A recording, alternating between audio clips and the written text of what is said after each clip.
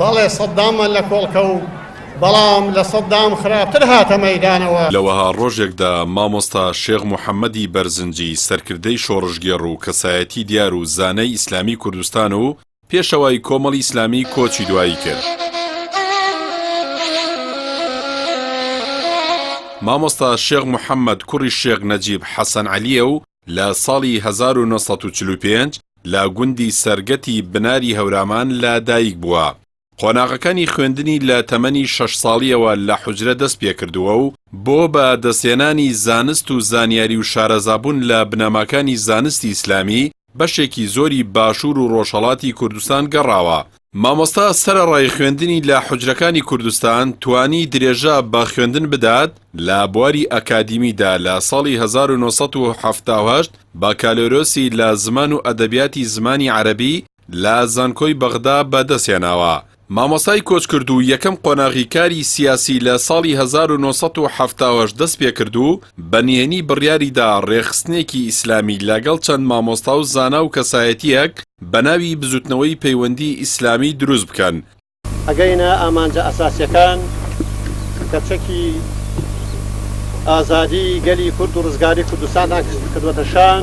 دوای ئەوەی لە ساڵی 1983 ڕژێمی بەعز بڕیاری دەستگیرکردنی دەدات، مامۆستای کۆچکرد و بڕیاریدا کۆچ بکات و باشووری کوردستان جێبهێڵێت.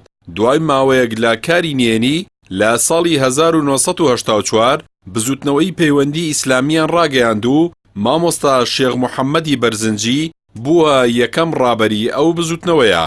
هاوکات لەگەڵ ڕاپەڕینەکەی ساڵی 1970 شارە زور و کۆچی زانایانی ئیسلامی بۆ دەرەوەی باشووری کوردستان وشەی پەیوەندی لە بزوتنەوەکە لا دەبرێت و ناوەکەی دەگۆڕێت بۆ بزوتنەوەی ئیسلامی لە کوردستانی عێراق. کەسانێکەوە بیانەوێت دین پەروەر بن، نیشتمان پەروەر بن، ئەبێ ئاگایان لە مناڵێکی سەربەشکەرێ تا پیاوێکی 100 ساڵە. لە ساڵانی هەشتاکان و لە سەردەمی دەسەڵاتی بەعزدا مامۆستا شێخ محەممەد بە یەکێک لە وتاربێژە حەقبێژەکان ناوبانگی دەرکردبوو. هەر ئەوەش وای کرد زۆرترین کات لەلایەن دەستگا ئەمنیەکانی بەعسەوە چاودێری دەکرا و گرفتی بۆ دروست دەکرا.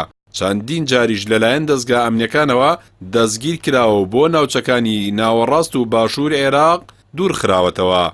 لە دوای ڕاگەیاندنی بزوتنەوەی ئیسلامی ئەندامی مەکتەبی سیاسی بوو تاوەکو بزوتنەوەی یەکبوونی ئیسلامی.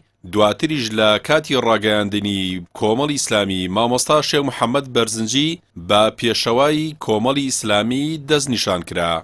لە دوای ڕاپەڕینی بەهاری ساڵی 1991 مامۆستا شێخ محەممەدی بەرزنجی وەک کەسایەتیەکی سیاسی و کاریگەری سەر گۆڕەپانی کوردستان ناوبانگی دەرکرد. هەر وەک بە سمبولی ئاشتی و پێکەوە ژیان لە هەرێمی کوردستان ناسرابوو، لە زۆرینەی سڵح و پێکاتە سیاسەکاندا جێپەنجەی دیار بوو.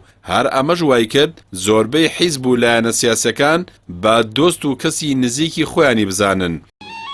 پیاوە ماندووەکەی ڕابوون پێشەوە خۆنەویستەکە ماڵ ئاوە. لە ناو کۆمەڵی ئیسلامیشدا پێشەوای کۆچکرد و پێرگە و شوێنێکی تایبەت بەخۆی هەبوو لە سەر جەمپرسە چارەنووسسازەکان و گۆڕانکاریەکاندا قسە و پرۆژەکانی جێگای پێزانین بوون.